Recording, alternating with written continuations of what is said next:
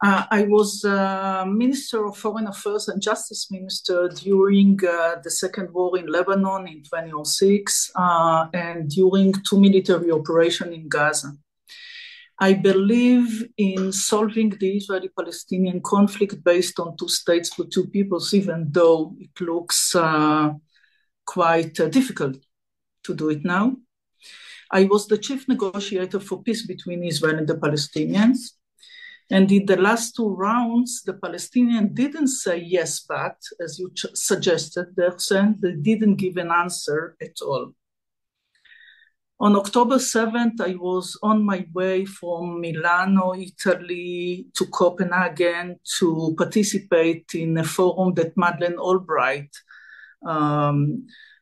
established. It calls the Madeleine Access, so foreign ministers that we used to meet.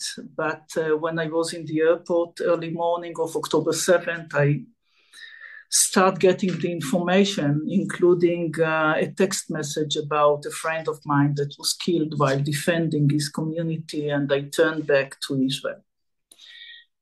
As an Israeli, I was a child in 6 Days War and a teenager in Yom Kippur War. I was a minister during the Intifada when buses exploded in Israel and participated in funerals of children. But when I came back home to Israel on October 7th, nothing can compare to this, to anything. It's not the number of people that were killed, that also, but not only. It's the atrocities, the cruelty. They tortured people before killing them, gang rape, killing people from zero range. To those, I'm stating this because I know that there are some massacre deniers and they do not trust what Israel is saying, so maybe I should quote what Secretary Blinken shared with the Congress about the family that they killed, they gouged the eye of the father, cut the breast of the mother off, and amputated the girl leg and cut the fingers of the boy, and then they killed the family and start eating from the family's refrigerator. So this is just one example. And now we have the families and the babies that and the children and the men and women that were kidnapped without seeing Red Cross. Probably one of the women that was abducted gave birth this week. And so everything, these are really, it's not just another round of violence. These are crimes against humanity. And the frustration, not only mine, of every Israeli, is that just a month later, what we see in the streets is anti-Semitism, a kind of understanding what Hamas did, like we are those that enter Gaza, raped, killed, tortured Palestinians. And I'm not asking the world, as you said, Aaron, to close your heart and minds to the situation of the Palestinians in Gaza, not at all. You say that these lives are equal value, that's true, but there is no equal judgment, not morally, not legally. For those that are looking for children and civilians to kill, and for an army that is using and expressing the right of his country to defend itself, trying to act only against terrorists while they are hiding among civilians and make this job very difficult. And therefore Israel asked the Palestinians to leave the places where they are when Hamas is hiding, trying to avoid you, to minimize the civil casualties. Now, what I want to say to those that are listening to us, that it looks like you need to choose between Israel and the Palestinians, but this is not the right division. On one side, there are those in Israel, on the Palestinian side, in the international community, supporting peace, end of conflict, freedom for the Palestinians, security for Israel. And on the other side, there are those that represent a religious ideology. I disagree with you, Hussein. Their ideology is religious, jihadist. I'm sure that according to my understanding, they don't want to control Gaza at all. They just want to be the armed militia. Their ultimate goal is to destroy Israel. And if, as you say, their goal is to represent the national interest of the Palestinians, so we have a bigger problem than I thought. Because if the national movement, of the idea of the national movement of Palestinian is what I hear in the streets, Palestine will be free between the river and the sea, and the meaning is full elimination of Israel and establishing a state on the ruins of the state of Israel. So we do have a bigger problem than we thought. So I do believe that on the Palestinian side, there are those that represent this religious ideology, Hamas, and other jihadist groups. And on the other hand, there are those that are representing the national solvable conflict between Israel and the Palestinians, and this is the legitimate PA.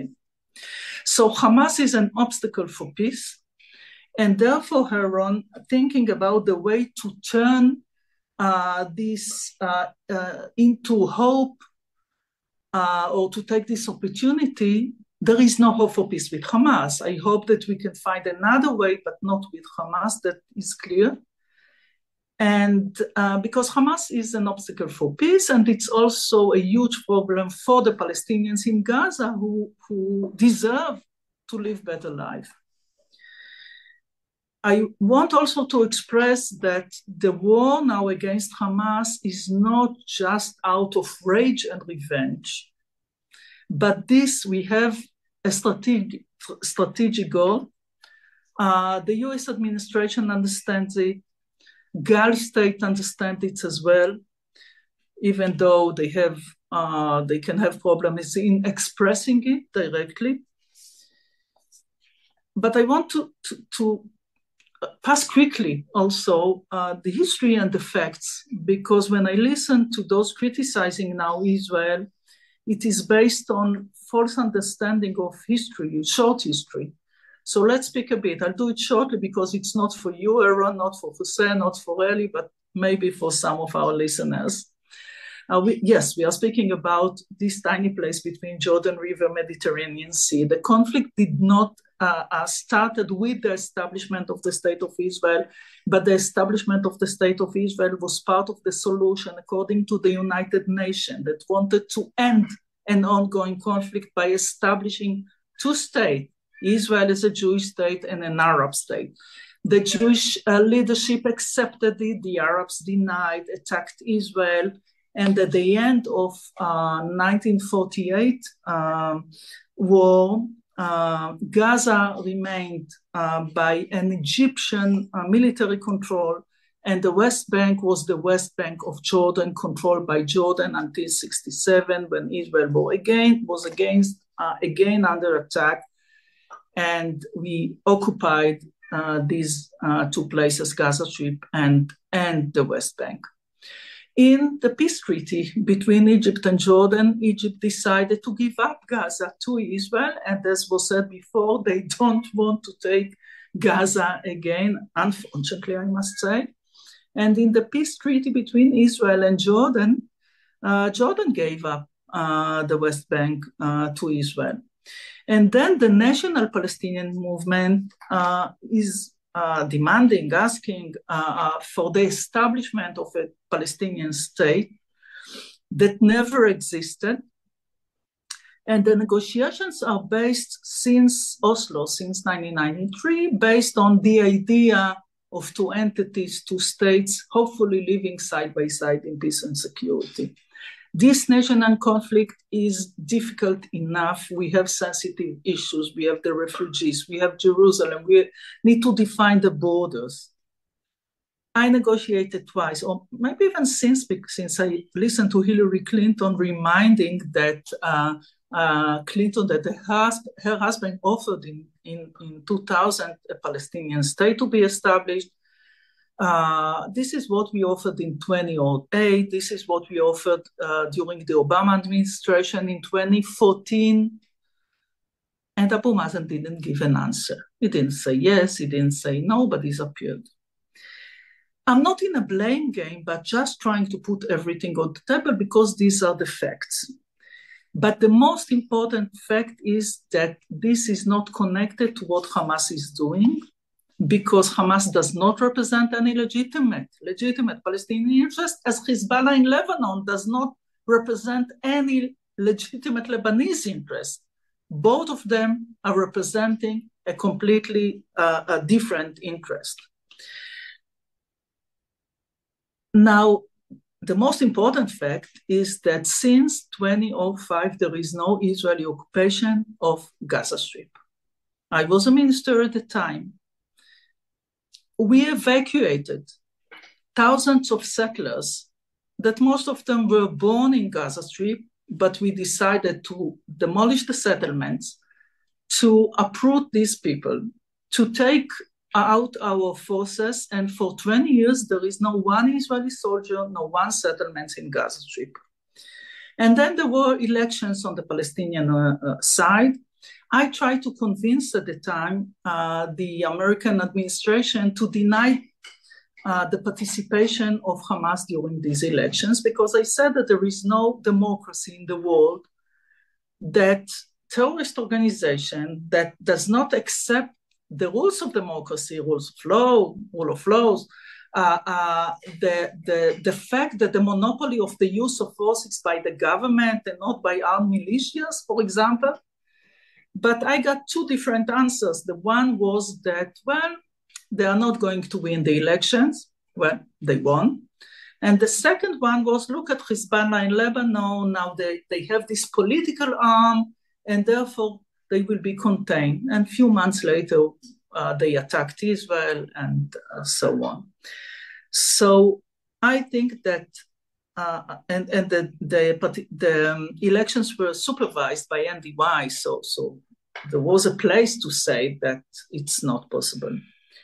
But the day after Hamas won the elections, the quartet, including the UN, US, Russia, and the EU, I think that maybe this was the last decision that the US and Russia agreed upon, said that any Palestinian government can be legitimate if they will accept the right of Israel to exist, renounce violence and terrorism, and accept or abide to Oslo Agreement, the peace treaty between Israel and the Palestinians. And for 20 years, Hamas does not willing to renounce violence and terrorism. And I know for some they are saying, okay, one side terrorist is the other freedom fighter, but this is not the situation, because if the Palestinian wants freedom in Gaza, and I wish that they have, the only way to do so is by renounce violence and terrorism.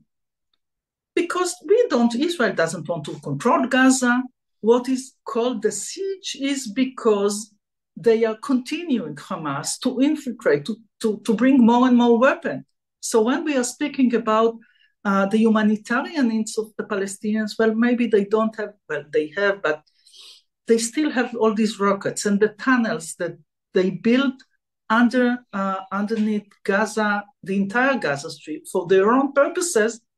And when somebody of their leaders was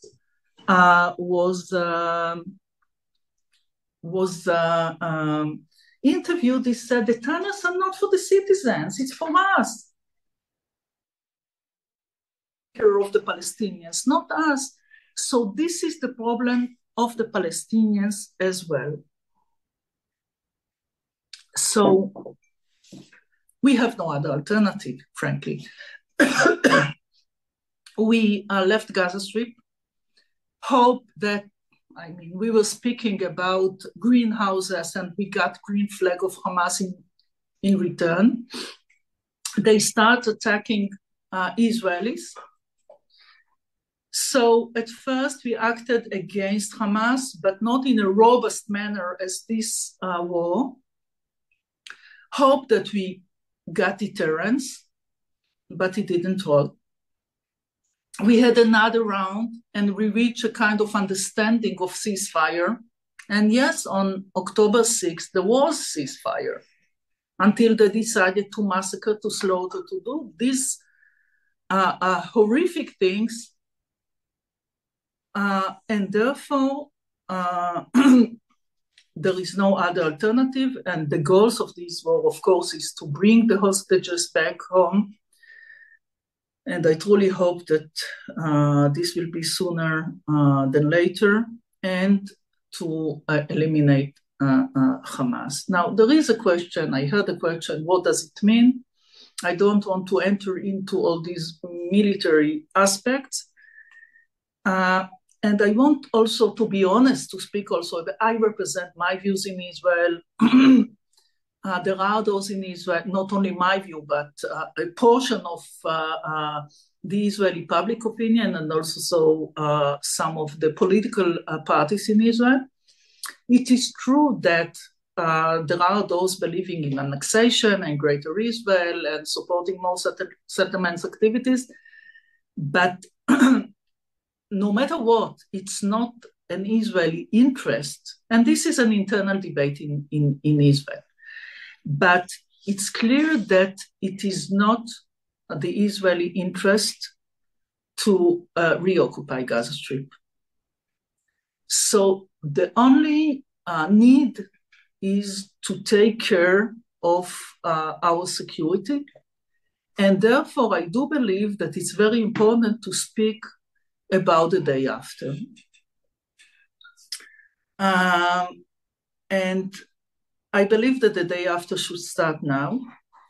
I agree that the current Israeli government has some problems in defining the day after in a manner that would create hope for peace with the legitimate PA. And therefore, in order to turn this situation into hope, the parameters are that the day after, Hamas would not control Gaza Strip and does not exist as this military or armed militia. The regime should be one without aspiration or capability to destroy Israel, and that has a capability to act against terror or to give the legitimacy by the international community or the one that will control Gaza Strip, that Israel would act within Gaza Strip in the future, not stay forever, but would act in order against terror within Gaza Strip, unless somebody else would be willing to do so. But it looks like that nobody, unfortunately, is willing to do so. And therefore, there's a need for international, and especially, yes, Egypt and Jordan and Gulf state, with Israel and the PA to define the day after. No need to say that when we are speaking now about the international community, there is no really Security Council these days that is functioning. So it would be a like-minded state. The ultimate goal, the goal in the end should be demilitarized Gaza. It will take time.